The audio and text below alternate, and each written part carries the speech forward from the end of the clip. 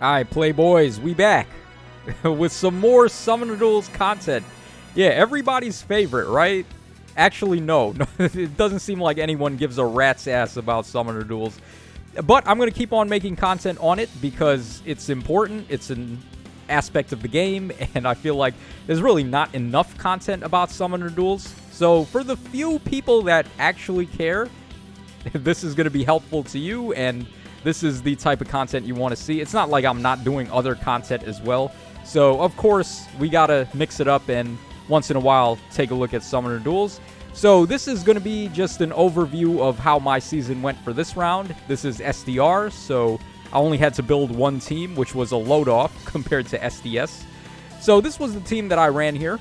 We've got a flyer line with Gulveig and Thor getting supported by Hinoka so they can move 3 spaces. Thor should be pretty self-explanatory. Her duo skill just turns off all the bullshit. And then we also have Hardy Bearing as well to turn off even more bullshit. So Thor is like the anti-bullshit unit, so that's why we got a runner. We have Gulveig as well. Gulveig was a god, actually.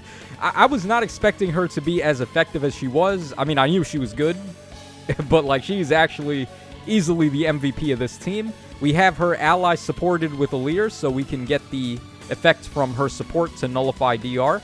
That was very helpful for Gulveig. She actually broke through quite a lot of tanks and was able to take her second action and attack again.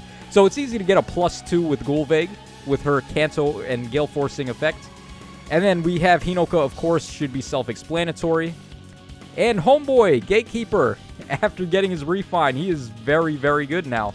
Not that he wasn't before, because he still did the Warp Bubble and the Kanto control. But now he essentially just has Rally Spectrum built in. He's giving all stats of 5 in this insane radius of effect. He's also giving recovery now to allies, which can come in handy. Maybe not so much on this team where I'm just running a bunch of glass cannons, but it can come in handy for sure if you're running bulkier Omni-Tank type of units and God Swords. So a very, very strong supporter.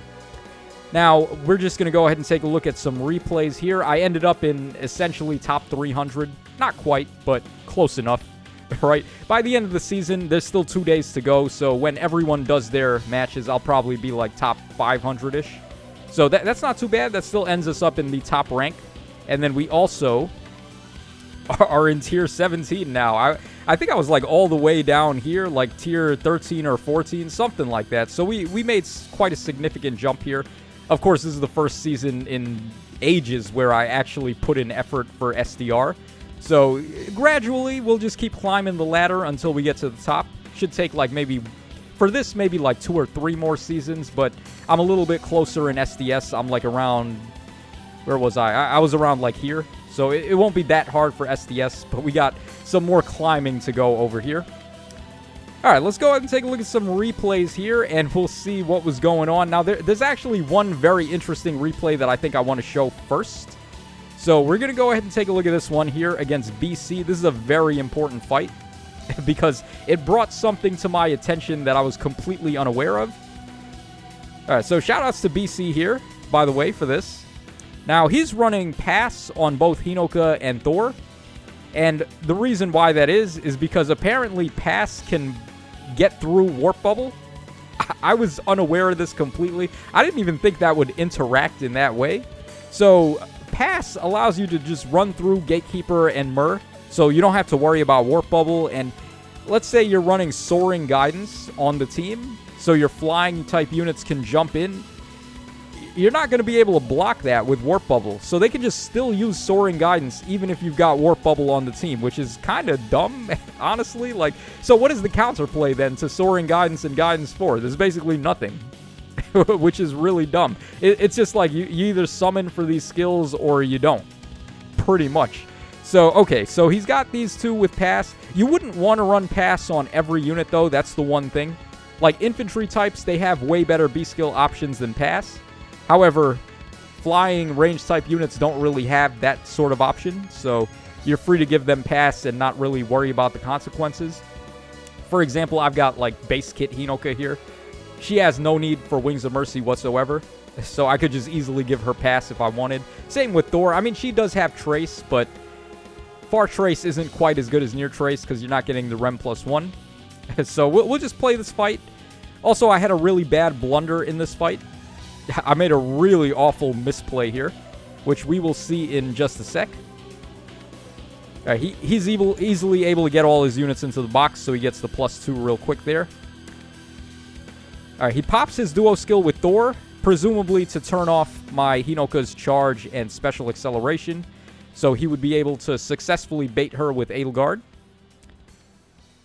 All right, then I go for my duo skill as well. Go ahead and turn off some statuses on these two. Now, this is where I messed up. Or, hold on, it's one turn after this. Yeah, right here. Okay, so this is where I messed up big time. I put my Hinoka right there, which I really shouldn't have did. My thought process was that I didn't want him to be able to attack my Gulveig. So, I was like, okay, I'm going to attack from right in front of his Hinoka with my Hinoka, because I didn't want him to attack Gulveig. Gulveig can be really clutch late game, being able to take multiple actions a turn. But I completely forgot that he has pass on all of these guys. So my body blocking attempt didn't even pay off, even if it would have worked. So this was just a dumb idea. Also, Hinoka actually could have killed his Edelgard if I attacked from either of these spaces. Because I was getting World Breaker from Thor, I would have been able to use Deadeye to finish off Edelgard. So I really should have just attacked from one of these spots. But I completely forgot that he had pass on everything.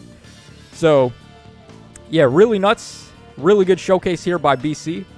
He just tore me in half, pretty much. Not really any way to come back after all of that. All right, we can just quickly show me getting washed here. All right, I guess that's good enough. We don't need to continue. It's obvious how this is going to go.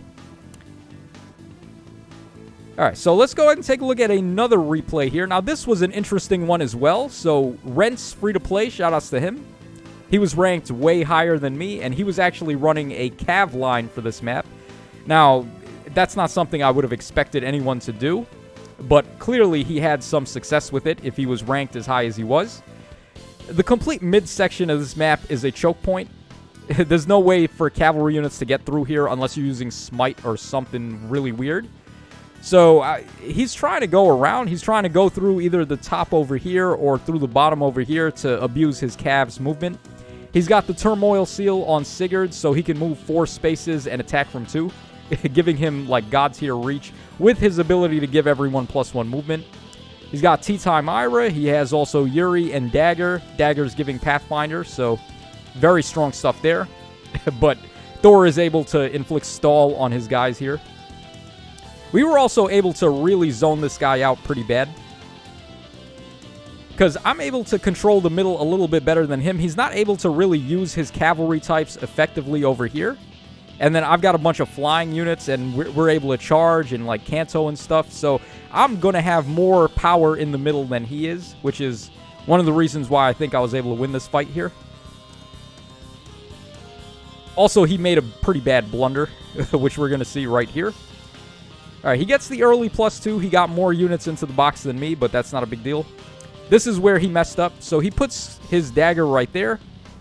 I'm just going to go ahead and reposition my Gulveig right there because he's not able to reach her whatsoever. Yuri could attack Alir, but I don't really care.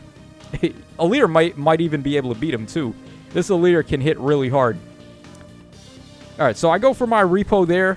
He foul plays in Ira. I guess he realized Yuri couldn't do anything to Alir, so he wants Ira to go in and do it herself.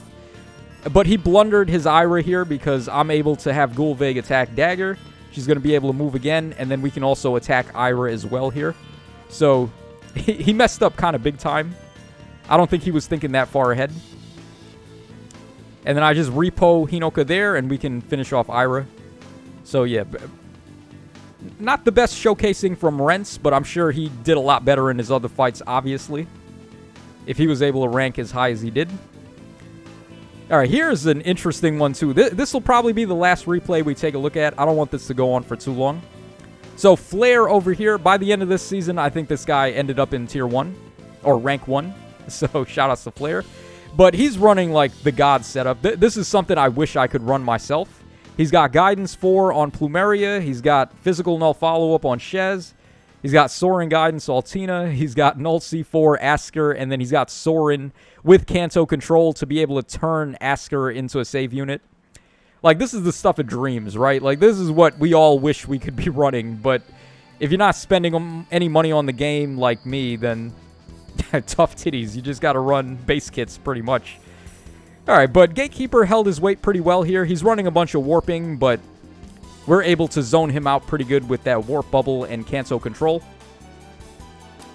So, let's see here. What's going to happen? I'm going to go for the duo skill, looks like. I don't remember too well what happened in this fight, but it was a close one. I do remember that much, at least. All right, Hinoka gets a charge in there on his Altina. Then he blows up my Hinoka with his Asker. I just repo in Thor, and then I'm going to have Thor ready to attack next turn. But I actually go for Gulveig instead. Gulveig broke through DR because she's got Alear support. And then he goes through Alear, and then we can just trade blows here pretty much. This is how most Summoner Duels fights go, by the way. You're just trading one-for-ones with the enemy until someone ends up with a unit left that the enemy can't deal with. And this is also why I think save units are kind of a wash. Not when you're using them with Sorin, because Sorin makes actually good units into save units, like Duo Asker. But if you're running like hard armor units as save units, I don't feel like that's really the way to go. You'll never see me running save units anymore. And a majority of my fights, I didn't even see save units either. So just some more advice for you guys if you're looking to get your feet wet into this season. And this is where the trading of blows just favored me a little bit more because I had Alear left. And his final unit is nowhere near capable enough to get rid of Alear. So we were able to get this win. Pretty close fight though, like I said. And it could have gone either way, so shout outs to Flair. Of course, he's ranked way higher than me. I did rematch him, by the way, but it was my final fight. And I wasn't able to run Gatekeeper again in this fight because I had to change my team to play more because I had already lost 3 fights. So I had to swap in Plumeria on the team, and I took out Gatekeeper. I wanted to try Crom as well, so I gave him a shot. But without that warp bubble, this team is really tough to deal with. So I probably should have just kept Gatekeeper instead of Crom. But it is what it is. So that's pretty much my take on this season. This is how my season went. Let me know what you think about that in the comment section down below. And if you were able to learn anything here, like Pass being able to go through Warp Bubble, which is stupid. Particularly for Soaring Guidance. That is just a really dumb interaction there.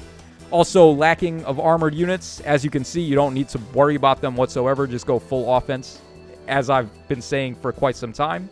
So, that's all for this season. I hope y'all enjoyed the Summoner Duels coverage. There's going to be more of it every time we get a season to show up. So, just a little mix-up in terms of the normal content that I do. And this is your boy Tacho signing out. So, take care, fellas. And I'll catch y'all again on the flip side.